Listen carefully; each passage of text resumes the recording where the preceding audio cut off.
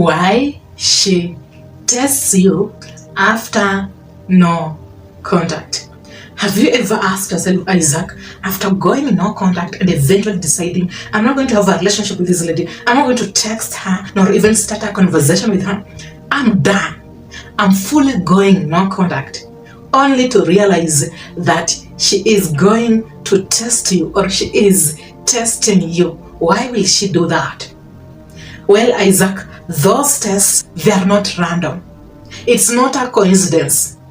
It's not just normal. I'm here to confirm to you, Isaac, that the test that women apply after you go no contact is because they want to be in control. I test you so that I can control your no contact. I test you so that I can measure if your no contact was just a game. Let's have fun. Let's enjoy. Number one, at first, you are the one who was initiating a conversation. The efforts that you are always trying to put in, it gave her a sense of control and a feeling of control. Because there was consistency, and that consistency confirms I am in control, and it is a sense that I am always operating on every time I have a relationship with you. So every time you text me, then you call me, you reinforce that sense, and then you heighten that feeling of I think I am in control. So you going no contact, it will trigger a powerful energy, feeling, and sense in her mind, whereby she is now experiencing a different territory. This is a different feeling that confirms uncertainty and I am not in control. This is a different territory that I'm trying to experience. And when I test you, I want to move from this different, unique territory to a territory that I am used to, which gave me a sense, a feeling that I actually lead. For that gives me security and a perception that our relationship exists. You know what, Isaac? We are never scared of the unknown. When you do not know what will happen, you are scared of it. But that is not the fact. The fact is, we are scared of letting the known fall apart, letting the known go. When we dive deeper, human beings by nature, they don't value things that they can easily access, and those things are easily available. When you were there, you did a lot of things that she assumed it was normal. And now that you are not there, she feels it. At first, she will brush it off and tell herself, you know what, everything will be okay, everything will be fine, he will come back, because she is used to men coming back. Now she will brush it off, she will forget about it. Only a wave of doubt shifting in that psychological mind, a negative energy consistently forming because of the negative thoughts, the negative feelings, the negative words that she's trying to make everything make sense. Now that she is losing control, and that sense of I have the power, I am in control doesn't exist. This is what she will ask herself. I brushed it off. But now this is serious. He's not even reaching out. He's not even trying to call me. He's not even trying to have an interaction with me. I mean, was he really serious? Was he really walking away from me? I thought I was that much important to Isaac. This is weird. When she was trying to brush everything off to think you will come after her, she realized later on that you never texted, you never called, and now everything is unfolding with uncertainty. You not reaching out confirms that she is not in control of that situation, and she can only try to reach out by testing you. She's not genuinely reaching out. She's avoiding herself from exposing her feelings so that she can't be rejected. All she knows is when she exposes herself, she will be rejected by you. Because when she seems as if she is desperately wanting your love and your care, then she is giving out her power and you can easily reject her. And all this is how she perceives everything. So I can come out in a form of a test, a game, so that I can feel like I have the upper hand and you can't reject me, so that when you don't reply to my game and my test, I can't feel like I was rejected. The whole idea, Isaac, is I need to get answers. I need to probe answers without rejection, without feeling like you can reject me. I just need to know the exact answer. Have you genuinely fully moved on? If you have genuinely fully moved on, I will need to use another game to get you back. Or maybe I can decide to brush it off and then suffer in silence because I don't want to admit to my own mistakes. Most of us, let's just be genuine to each other. We prefer suffering in silence than accepting that we did this mistake. Are you still emotionally available or have you totally moved on? Now, let me give you the test that she will use, that she will throw at you, and you will realize, this has actually happened to me. I have actually experienced this. Be patient. Let's just have fun. Some of the texts that she will use will be just the cold text. What's up? Hi. It is called so that you can start a conversation and you can engage. But remember, I am also testing your boundaries. I am testing your emotional stability. I am testing if you are still available emotionally. I am testing your independency. So when I say, what's up? Let me translate this to you, Isaac. Hey, Isaac, can you jump at this chance to reconnect? What's up? Hey, Isaac, can you jump at this chance to reconnect? That is what I mean. So when you quickly respond, you quickly text her, you are telling me, yes, I am easily available. I haven't really emotionally moved on. I still think about you and I'm here to be trapped. I can jump on that chance to reconnect. You lead, Hannah. That is what you are giving her. I'm sorry, ma'am. Let's just be genuine with each other. Let's not try to sugarcoat anything, try to pretend. No, that is a fact. Hey, how is that project going? It's a game. It's a test. There is this chance.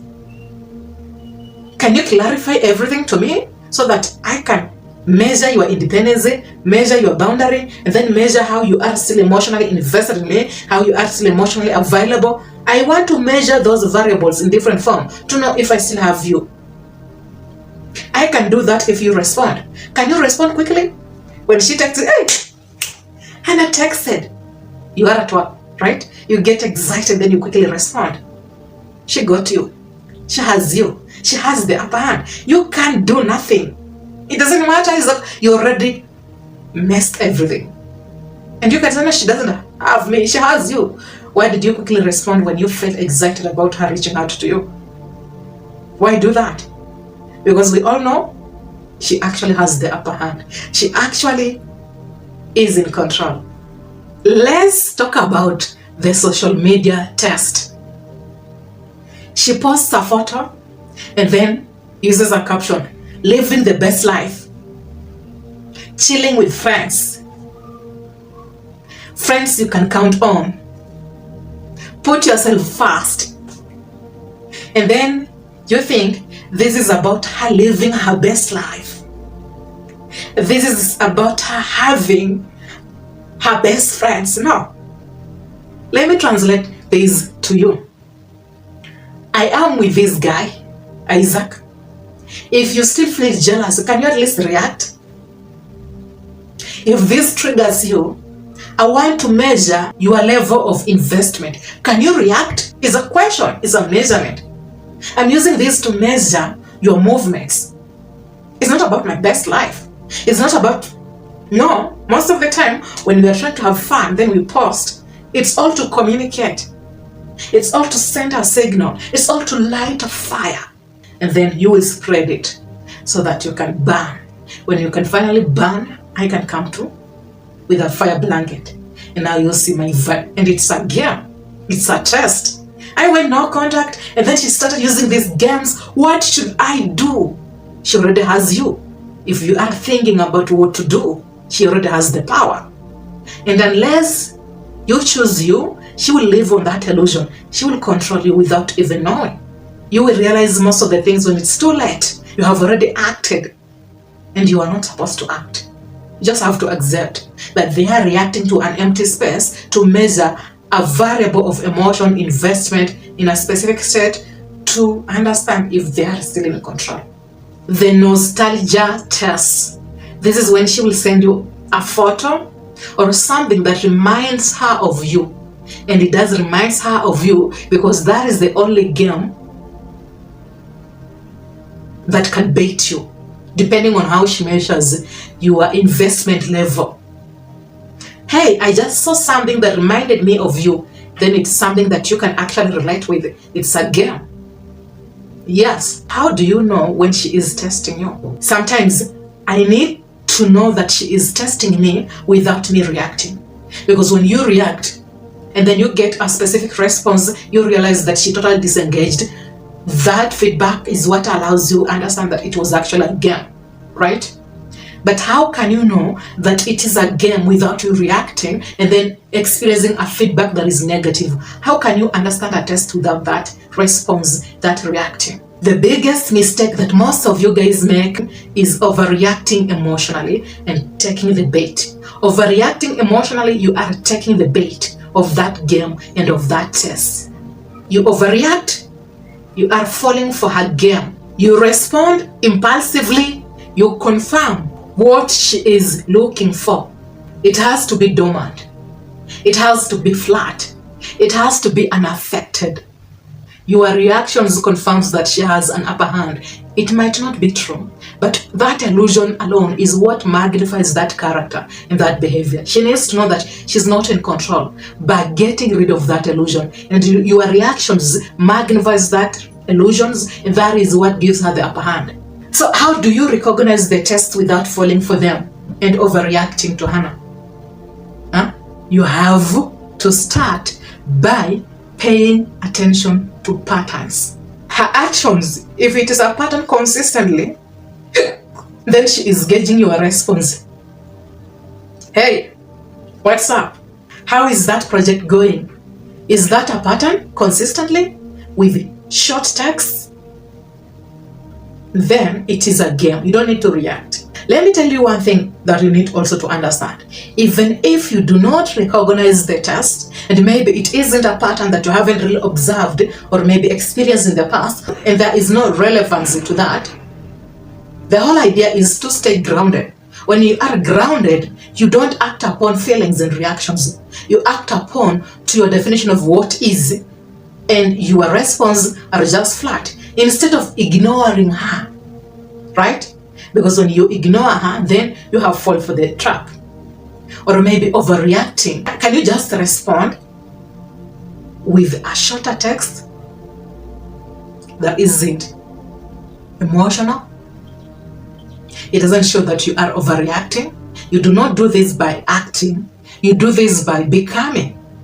You become someone who understands that we have a lot of people who are like her, and they exist on this world. So I have to become to deal with this, because becoming gives me a healthy definition of reality and a healthy life that I need or I want to live and experience.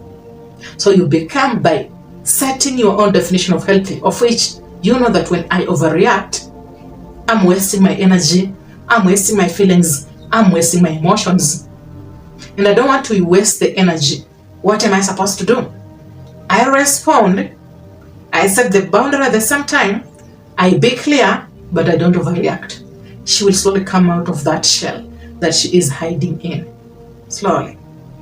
And when she comes out of that shell, don't try to change.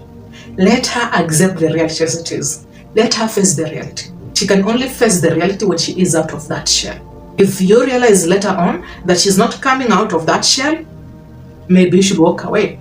If she goes back to the games and to the tests, remind yourself that she is still in that shell. If you are happy and then she tests you, you don't react in a negative way. You don't change. It shouldn't change how you are acting, but it must show that you have a boundary. When I have longer conversations, most of you guys complain, and I don't want you guys to complain. Let me hope you have been having fun. Let me hope you have been enjoying. Let me hope I am not diving in a psychological world, because that will mess a lot of men.